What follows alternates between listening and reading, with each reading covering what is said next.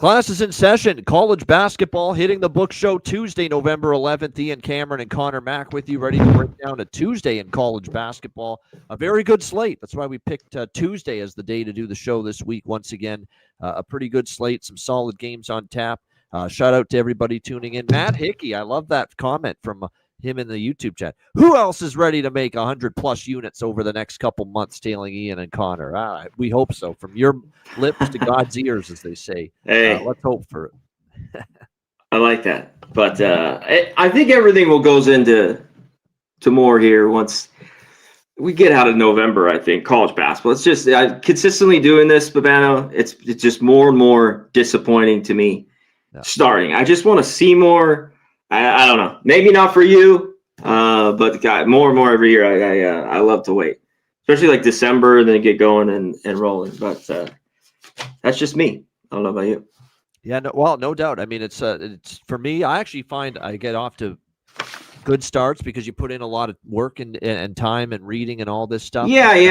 I've had plenty of that. I mean, this year I haven't had a ton. I'm probably 500 to tell you the truth, but I haven't bet a ton of games. But which is okay too. Like I said, there's some people that prefer just getting a lay of the land, seeing each team play, a couple of games, and get involved a little bit more and get a little more of an idea of what to expect, and who's playing fast, who's playing good on offense, or the back guard play good as their size on teams. Like there's exactly you got to get because there's so much movement now. Everyone just transfer. Yes. It's just like everyone's gone from everywhere. And I mean, it always was crazy, even in college basketball, when guys used to stay, and then there kind of was the only one and done's the guys that went to the pros. You know what I mean? Like those type guys. So even 10 years ago it was all right, but it's here. I love college basketball. So by the way, we're going to start. I thought of this, and I'm sure CMAC, you're cool with this. We're going to do on the college, because we obviously aren't breaking down. There's no way in a million years we're breaking down every game. What we're going to do is we always pick usually a slate of games where we're going to call it the starting five on every show moving forward, where I'm going to handpick 5 games that stand out as, marquee games or the main event spotlight games of the night that we will talk about regardless of whether we have a strong opinion on it or not. And then we'll open up the floor after that to the rest of the games and any bets that we like for the remainder of the card. So we're going to call it the starting 5. 5 games on the slate that we deem, they're the big games. We should talk about them, even if we don't have a strong opinion or didn't have a strong bet on them. And the first one I picked was Dayton and Cincinnati. This is a good in-state battle. We've got Cincinnati 5.5, 6.5 point home favorites, 148.5 the total in this game. I'm on the points with Dayton in this game. They are, to me, with Anthony Grant as the head coach. We've seen his teams, especially last year, they weren't an underdog very often, but when they were outstanding, catching points in the underdog role. They should be a pretty solid defensive team this year, Dayton. And the one thing we know with Dayton and most teams is that when you play defense, it can often travel a little bit. Cincinnati does have a good amount of talent back, but I've been impressed with what I've seen from Dayton on the defensive end of the court. Both teams look kind of lackluster in their last game, which makes you think, who maybe kind of looking ahead a little bit to this one. But when you factor in that Dayton can, play some pretty solid defense, they're not going to let Cincinnati have a ton of clean, open looks the way they play on that end of the basketball court. I think being able to get them at 6.5 here as a dog is definitely points worth taking.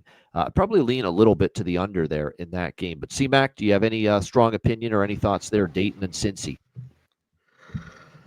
No, not really. I looked at Dayton. I mean, I want to somehow be on them.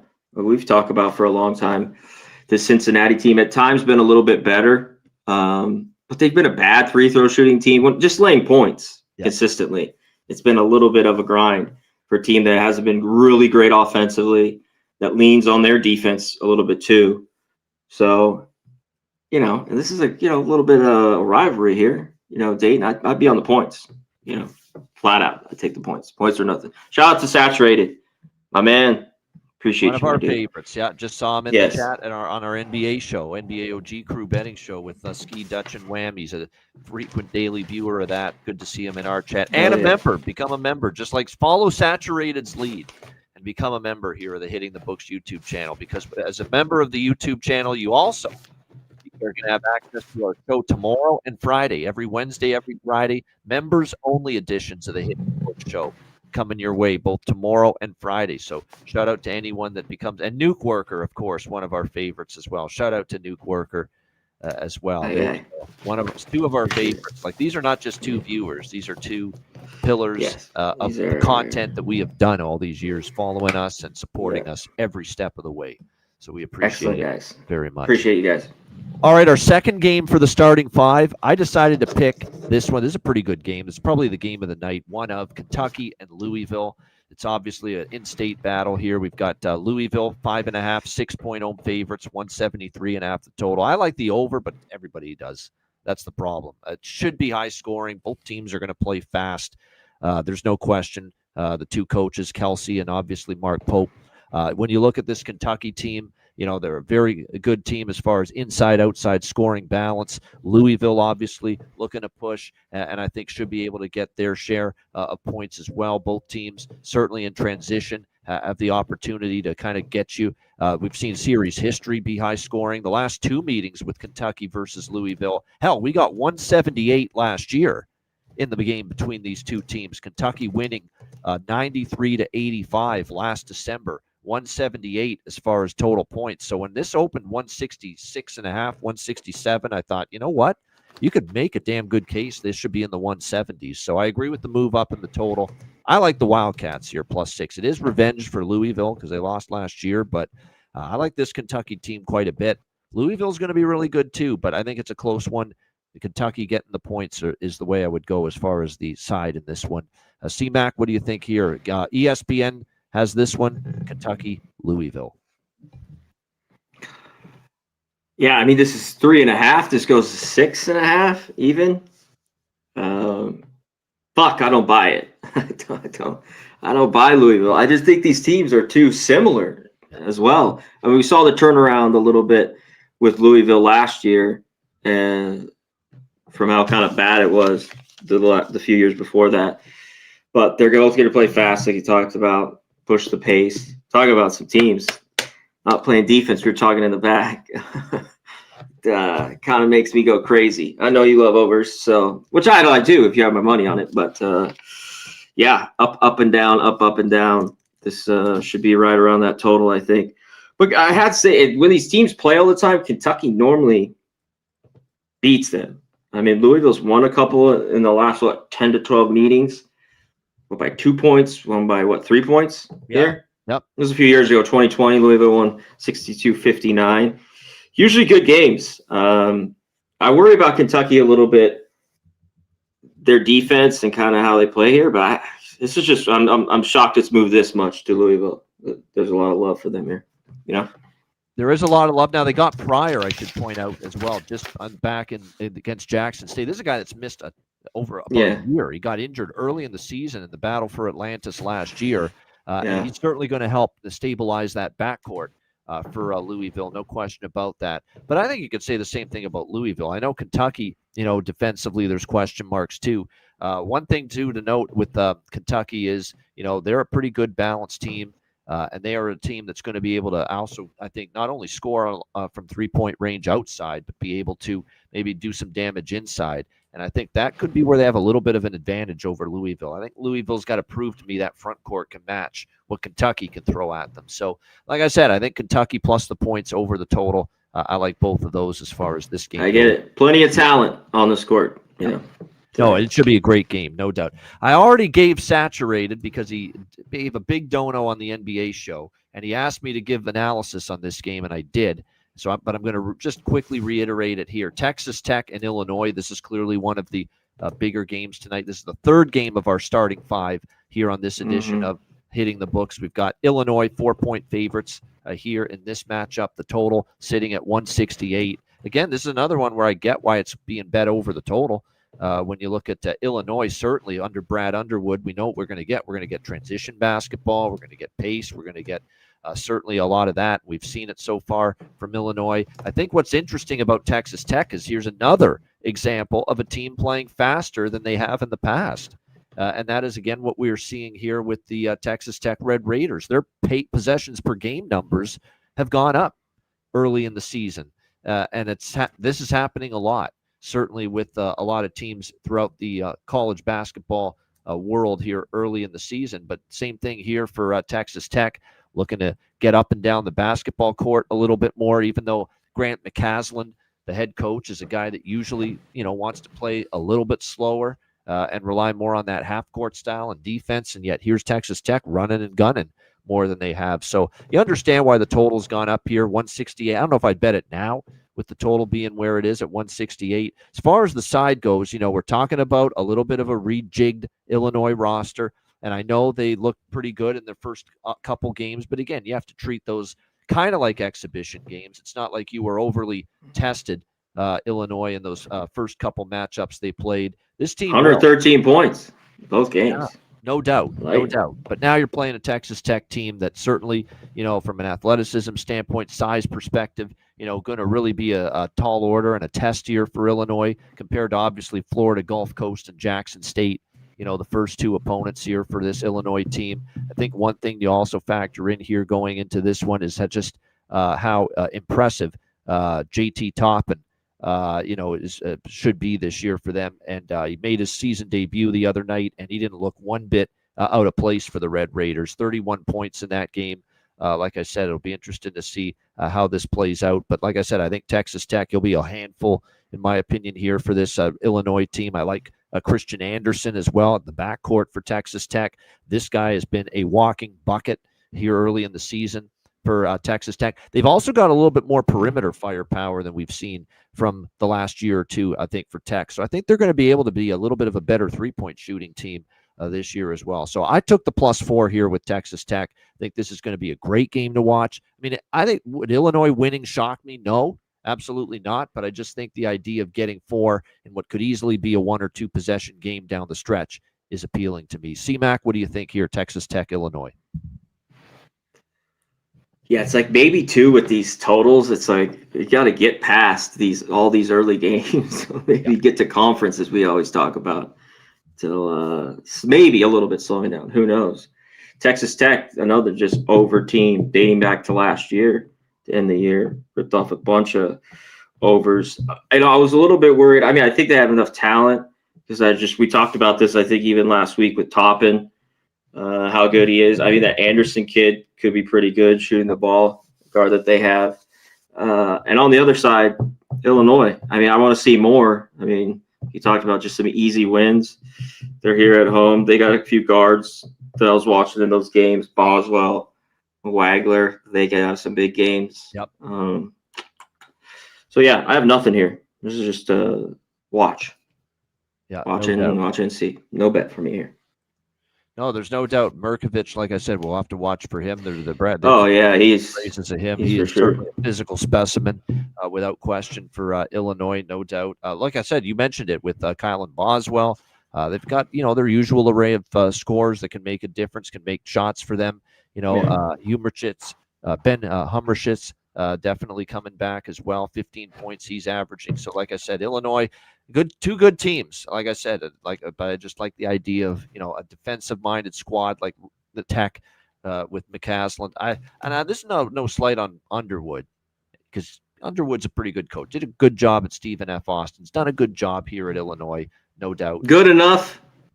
You think? I would, if you asked me, I'd said which guy would you rather have as your coach? I'd be honest. I'd take McCasland. I just would, and that's not a slight on Underwood. It's just you can't take both of them. I would go with McCasland. I think he's really, really strong. He emphasizes a little bit more on the defensive end of the court, and I think that's what tilts it, to me at least, a little bit in his favor. But that's a great game. Looking forward to seeing how it goes. All right, our 4th game on the starting 5 is Memphis and Ole Miss down in Oxford. We've got Ole Miss 10-point home favorites, 152 the total in this game. This is always, if you're going to back Memphis, when you back them. You don't lay points with them, you take points with Ole Miss and Penny Hardaway. That's basically been the way it's been, these last few years. And I wouldn't necessarily argue with that. I don't know at the moment how good, this team is going to be. No question, Memphis. But, certainly we're impressive against San Francisco over the weekend, because I took San Francisco plus the points. I love fading Memphis when they're laying points, but Memphis played well in that game. 76-70 win. They actually slowed it down and played a little defense, Memphis, in that game, which Stop you it. always get from them. But are we going to see it continue here moving forward is going to be the question. Let's be honest. You're going on the road now to face, an Ole Miss Rebels team that should be pretty good once again this season. Going to be a challenge here, I think, for Memphis as they renew acquaintances here in this one. One thing about Memphis here is, or Ole Miss rather, obviously Chris Beard's done a nice job here. There's no denying that whatsoever. They've got a lot of transfers, guys that Beard was able to bring in. AJ Storr from Kansas is a guy that could be a big-time difference maker here for this Ole Miss team, and we're already seeing his offense on display early in the season, no question about it. Apparently, Memphis, with this new roster that Memphis has, like I said, that would be the biggest concern for me here in this game. And clearly, I think it's what people see in betting Ole Miss up from where they opened. I think it was 8 all the way up to 10, even 10.5 out there right now. People are really concerned that going on the road against an Ole Miss team that's got a little bit more in the experience department and a Memphis team with a totally new, talented, because Penny Hardaway is always able to bring in talented players, but still a totally revamped Memphis Tigers roster. Is that chemistry gelling quickly enough? It's one thing to beat San Francisco at home with the brand new roster and a revamped team. It's a different animal to now go on the road, Oxford, Mississippi, against a much tougher team, Ole Miss, and be able to play at that level again. So, but at the same time, CMAC, I don't want to lay this many points with Ole Miss in this game. So I guess if you made me choose at 10 or better, I'd maybe a slight lean to Memphis, but this is more of just a watch type of game for me and enjoy what should be a pretty interesting game here between these two teams. CMAC, what do you think here, Memphis, Ole Miss? Yeah, I mean, do you buy Ole Miss and kind of all this that this team has? Like we're touching on. I mean, just some easy wins here to start out. Will they beat Monroe by 21? You talked about Storr, but this team is pretty deep. I mean, they're going to play like 8 or 9. It looks like, at least for they now. got a bench and they have guys they trust on that bench. They got a bunch of guys here for Beard, and we'll see how they are defensively. Like, I think that's the biggest key. At times, like last year, they were really good, but then they weren't in other games, which isn't easy, especially in conference play and SEC play. So I don't know what we get from Memphis. They're athletic. I don't know what we get. This is a bunch of points in this game. Already Barry's been pretty good, and Parker. This team, I never trust them defensively at all. So I don't know, but you're catching 10 here. I'd lean that way. All right, our fifth and final game here in the starting 5, a brand new segment that we're going to do this year, college basketball. Starting 5, the 5 biggest games or 5 of the most marquee games of the night, and this is clearly a game that deserves to be in the starting 5. Creighton and Gonzaga. We've got Gonzaga 11.5-point favorites, 165.5 the total in this game. Obviously, Mark Few and Gonzaga, especially, this is a true home game for Gonzaga. This is at the Kennel in Spokane, so that can be a pretty tough place, obviously, to play. When you look at Gonzaga, in their first 2 games, they played Texas Southern, won that game and covered, and then pretty much a wire-to-wire victory against Oklahoma. That was really impressive because Oklahoma is a solid team. Well, Porter Moser, of course, still there. And for them to get out to a 49-30 halftime lead and pretty much coast from there, very impressive. Oklahoma really struggled from three-point range in that game, 6 for 26, 23%. That really hurt as far as them being able to maintain contact with Gonzaga. One thing for sure with this Gonzaga team, just every year you see them lose some components. This year they kind of lost components in the backcourt. But you got Adam Miller, you've got Braden Huff, you bring in Tyon Grant Foster, of course, who had a great run at Grand Canyon. It's almost like you just find those pieces elsewhere to replenish and refuel this roster, and Gonzaga and Mark Few have become masters at doing that. Graham Ike, the big man, is still there. That guy. This guy's going to be in college basketball forever. It feels like right now. So, look, I get it. It's like they look like they're not going to be taking too many steps back, if any, Gonzaga, if you look at the first 2 games. But this is a very solid, skilled Creighton team. It's also a Creighton team I think could be a little play the more perimeter, guard-oriented style of basketball. Remember, they ran everything through Kalkbrenner, or not everything, but you know what I mean. Kalkbrenner was such a big component of their offense, and they would run sets through him down in the paint area and the low post. This year, I think it's going to be more of a three-point shooting, guard-centric Creighton operation this year, and I think we're going to see signs of that early. So, and Creighton, again, they haven't really been tested so far. They had the one game, and it was against South Dakota, and it was kind of an ugly, sloppy performance, 92-76.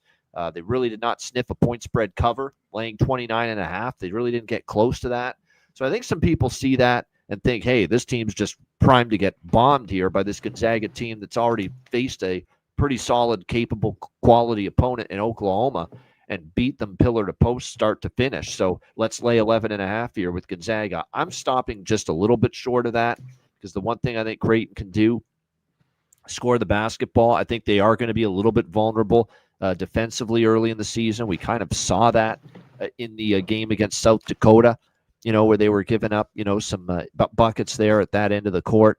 But this is still a team that can shoot. And this is a team that and I know we always talk about this with, and it's something you want to factor into your handicap. You're talking about free throw shooting. There is a major discrepancy early in the season at the free throw line between these teams. Creighton, 90.9%. Now, it's just a one-game sample, so you can't really get too carried away with only one game under their belt. But still, this has always been a good free throw shooting team pretty much under they're pretty good. Greg McDermott, the head coach. They're 90.9% free throw shooting. Gonzaga, through their first couple games, they're shooting only 68.8% from the free throw line as a team. That's something you got to consider when you're talking about laying 11.5. That, free throw shooting is part of the process to lead you to put up points and cover numbers like this.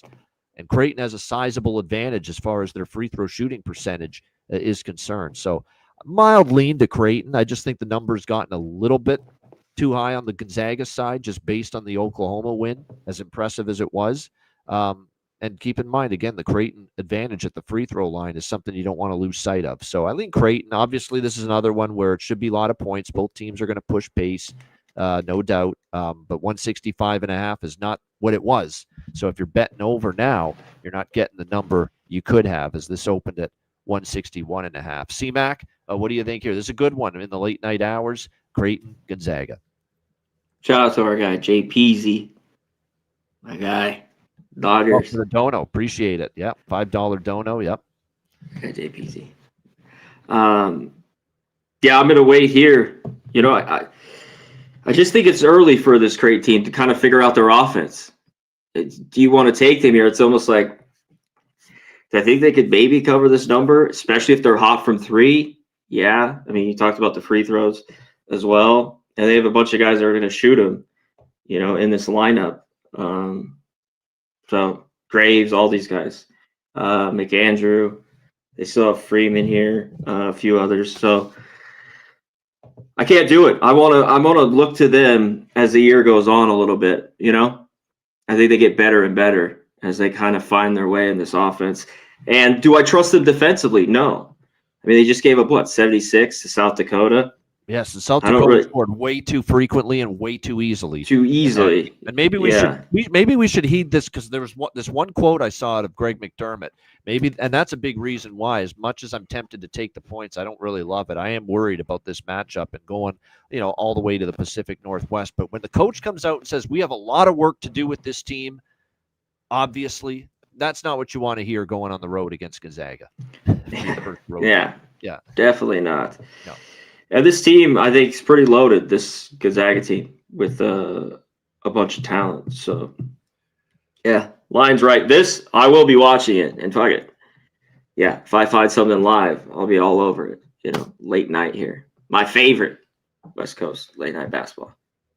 This could be a game, too, where let's say Creighton starts out a little surprisingly good and Gonzaga maybe a little bit sluggish after, rolling Oklahoma, which is possible. Maybe they take Creighton a little, not for take them for granted, thinking maybe, hey, Creighton just struggled in their first game. This is going to be easy after the way we played against Oklahoma. And if you can get Gonzaga adjusted live in game at a better number, if they start slow, that might be something to look at too. Because the one thing we Yeah, see from Creighton's hot Gonzaga, yeah, early. yes, Yeah. exactly. And Oh yeah. Gonzaga's been down before at home, and but man, I can't. I've lost track of how many times I've seen Gonzaga start slow and still come back, win the game, and maybe even cover the original number with a big second half. Yeah. They've done this before so many times. So if they start slow, Gonzaga, they could be a good live betting situation here in this game tonight. All right, CMAC, the floor is yours. The rest of the Tuesday slate, what games do you want to mention, and games that you like, games that you think are worth betting? Yeah, I'll rip through mine quick. Also, everyone that is members, always hit us with the questions if we don't hit on the game. Yep. Just throw it in here at the end. We could touch on it real quick. Even if we're not betting it, we can just run through it real quick. There's a few games here, like in the late night. Do I trust enough? I love this Sacramento State team last year, and I think they're really good, pretty good. But I couldn't do it. I couldn't take them here. Get to Santa Barbara. I wanted to. I've been going through all this shit all day here, on these fucking games. It takes a lot of fucking time to go through these goddamn things to find some shit here. So that was one that was close for me. One other one was Coastal Carolina +3. It's actually gone most places 2.5 at home. I thought this was a pretty good spot for them. A team that I haven't bet a lot. If I do, it's been at home. But that was a lean for me there. I think more, if you look at this game, Hampton, Virginia, I think you take under. I think they're just too high here. I don't know how. And I even like the team total. It's a little dicey, 63.5 team total under for Hampton. Like, it could go right in that area. I don't know if they break 60. So under there, their team total under was a game that I liked. And that was about it. You got anything else? The UNLV game, UNLV bounced back, scored a bunch of points. I still don't.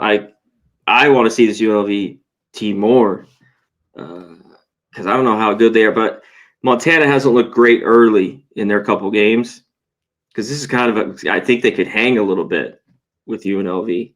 So what do you think of that, Montana? Yeah, UNLV? I took Montana. Now they didn't. Look I don't blame you. Yeah. Yeah. They didn't look good against Stanford, but I don't think, like I said, this is a UNLV team that I don't think Chattanooga is anywhere close to being as good this year as they were last year either in that 101 Man, they get victory. Yeah. Ton of points. They're down. So I don't give UNLV as much credit. Like, Chattanooga's down this year. I don't give UNLV as much credit for that win as some people think. This is still a team that lost to UT Martin as a double-digit favorite, and I think Montana's capable of being competitive here. So I'm with you on the +10.5 on Montana in that game. I do think is worth a bet there in that one. As far as mine are concerned, I'm gonna just try to stick to a few. I mean, I've got more bets than probably what I'll mention here. But I'll just try to go through. I mean, Penn Providence has gone up the total. Those teams are both playing so much faster. Kim English and Providence, I can't believe it. They're another team. It's like, whoa, they're playing warp speed now all of a sudden. Providence never used to play that way. Now they do.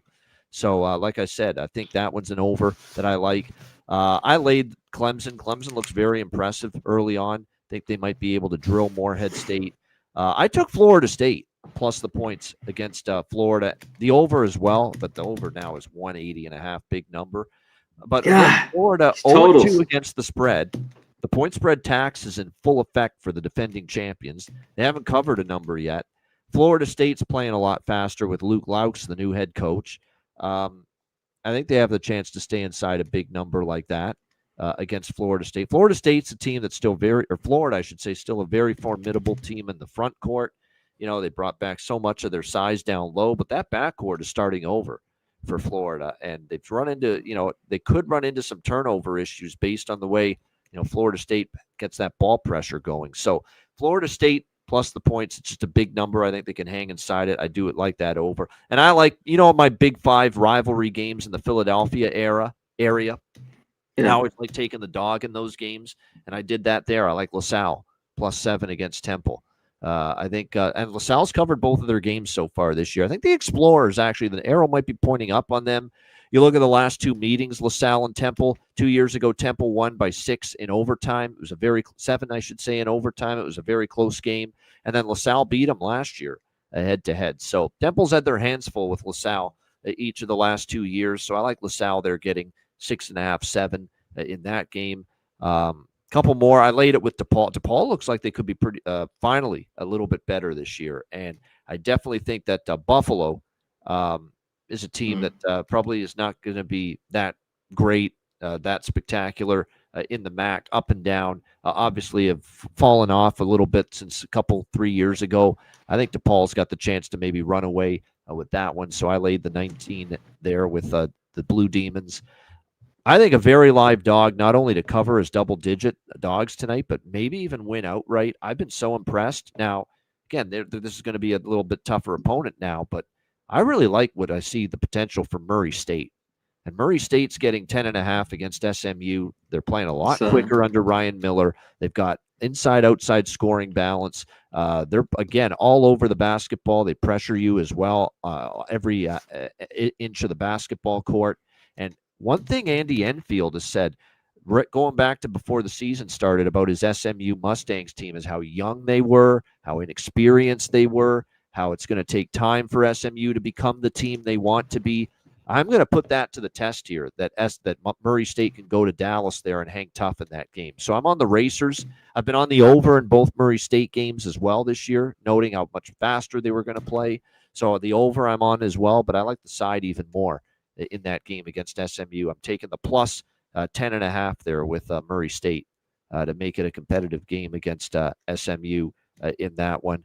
And a couple others just in brief here. New Mexico, big fan of New Mexico, big fan of their hire as head coach, laying a big number against Riverside. I think that they're worth a look there, laying the big number in that game. Another over, too, is Sacramento State. Sacramento State's another team playing much, much quicker than they did last year. Saturated, I'm with you there. Kansas laying 27.5 against Corpus Christi. Absolutely. Coming off the loss to North Carolina and the big game on Friday.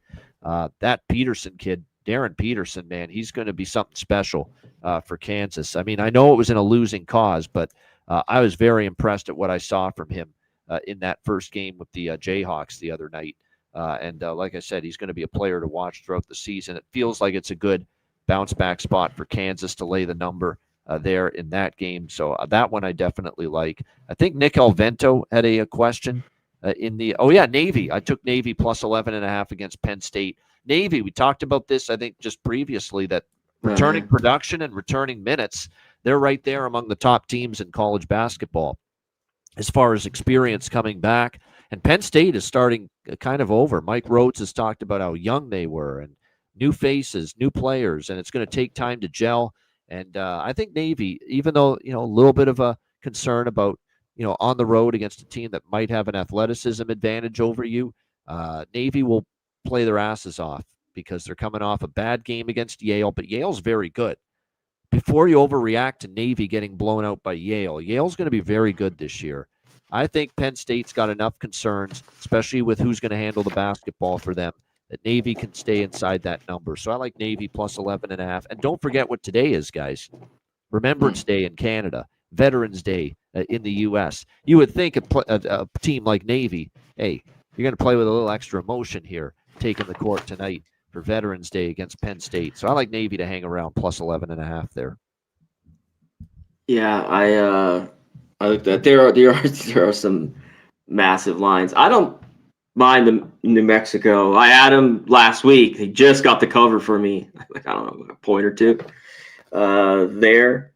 And these lines are huge. So, and some of them I'm like looking to it to try to get a first half team total like Kansas. I mean, they're just, they're like 43 points and they're 94 points. Like, it's like, man, I mean, I'm sure they're going to be efficient and probably kick the shit out of these small schools, but I'd rather watch. I don't know about you, man. Yeah, most of them. Nick, I keep thinking Wake Forest is a little bit better than they've shown so far, but they are 0-2 against the spread in that game. That's at Little Caesars Arena, by the way, home of the Red Wings and the Pistons. So that is not a true on campus at Chrysler at the Chrysler Center there in Ann Arbor. That game is a neutral court. I like Michigan, but I don't want only 15. Do you? Not that many. 15.5? Actually, this has moved to them. A lot of money on Michigan. The over is what makes sense to me, but again, you're not getting the number I got. I got 164, and I didn't even get the best of the number. Think about it. I got 164. It opened lower than that, and even after I bet it, it's gone up to 168.5 since then. These totals are like, eyeballs are like. Well, what do you know why? The defenses aren't great yet, and everybody's flying up and down the court and playing fast. Yes. I mean, that's what's doing it. That's what's causing all these totals to go up. Yeah, these are really high, though.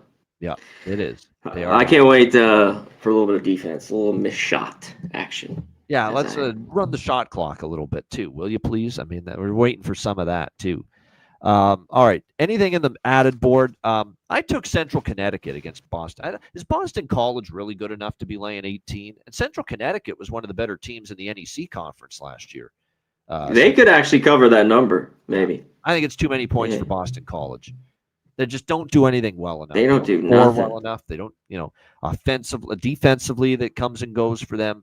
And Central Connecticut, I think that's a lot of points to be given that team. So I think they're worth a look there in that one.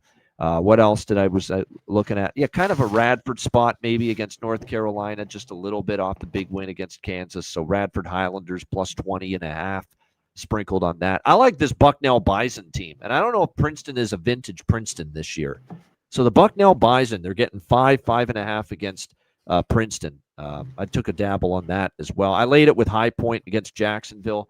That looks like it's going to be a very good High Point team, and I'm not sure Jacksonville is going to be able to trade points with them for 60 minutes, given their offensive concerns coming into the year. Kind of a buy low spot for me on Tarleton State. They kind of got their asses handed to them in a couple of games against SMU and LSU last week, and now they return home. Home. Okay. This is where you want to back them. Yeah. Telling you, Babano. Yeah. I know it's laying points, this is where you want to back them flat out. This team, I know them like crazy. I know you got to lay 5.5. I looked at that.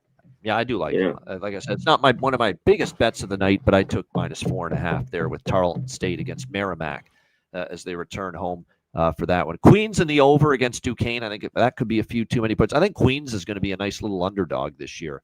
Going to be able to cover some point spreads in that role this year, and I think they can do that on the road against Duquesne. I think Maryland Eastern Shore is that freaking terrible, so I laid 36 right on the nose with Nebraska.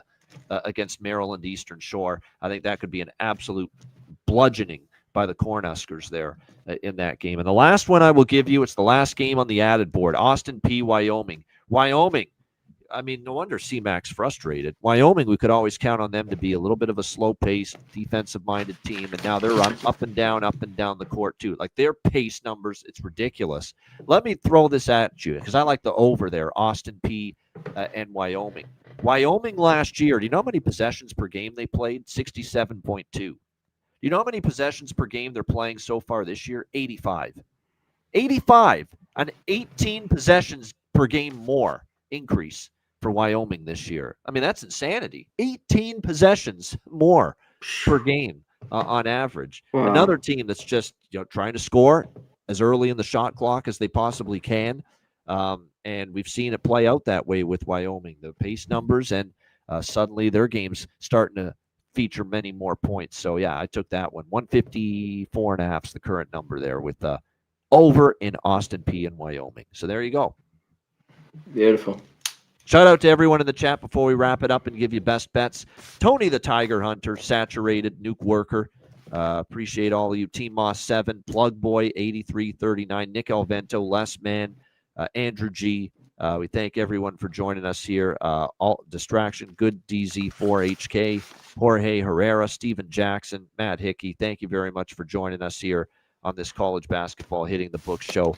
One thing I want to point out too is that the new members, and we have a couple, and anyone that wants to become a member, we have members only Hitting the Book shows tomorrow on Wednesday and Friday every week at 5 p.m. Eastern, 2 p.m. Pacific. So get on board. Friday, football edition too. NFL. Oh, yeah, we preview the whole NFL weekend.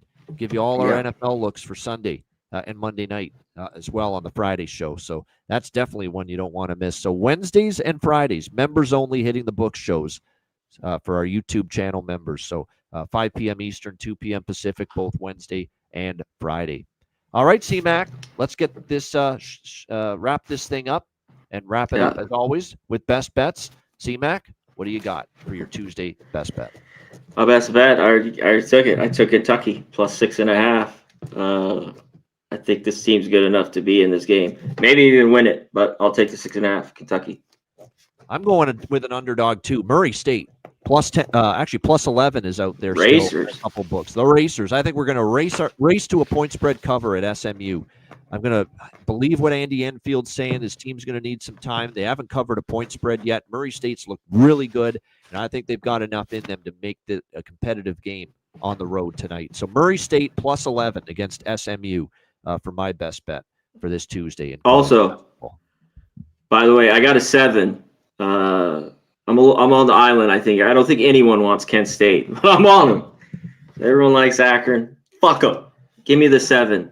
We talked about that on college football. yesterday. You mean? Yeah. College football. I'm just throwing it out there. MAC games tonight. I don't have a strong feel for the games. I do lean Kent State, lean to the over in the Akron game, lean to the under in the Ohio and Western Michigan game. Yes, and Ohio, but Western Michigan, I respect their defense and they're at home. So like I said, I'm not fading Ohio. I think they're overall a little, especially on offense and quarterback, better than Western Michigan. But that Western Michigan defense is pretty damn good. So, like I said, that's going to keep off very good on Ohio. The game I like in the MAC and college football is tomorrow night. I'm all over that Miami, Ohio side, plus the points against Toledo. Toledo stinks as a road favorite, like really bad, constantly really bad as a road favorite. And I like Miami O as a dog with Chuck Martin. Miami O as a dog with that defense at home, and with DeQuan Finn revenge, trying to beat his old team. He started his career years ago with Toledo and was their quarterback. DeQuan Finn, he's going to want to play well against his old team. So, yeah, I like Miami O quite a bit against Toledo Wednesday night in college football action. All right, that's a wrap. Thanks to everybody. Hit the like button on the way out. For Connor Mack, I'm Ian Cameron. Have a great Tuesday night. Enjoy the games and good luck. And remember, members-only edition of the Hitting the Books show tomorrow on Wednesday at 5 p.m. Eastern, 2 p.m. Pacific. Until then, class dismissed. Peace. Thanks.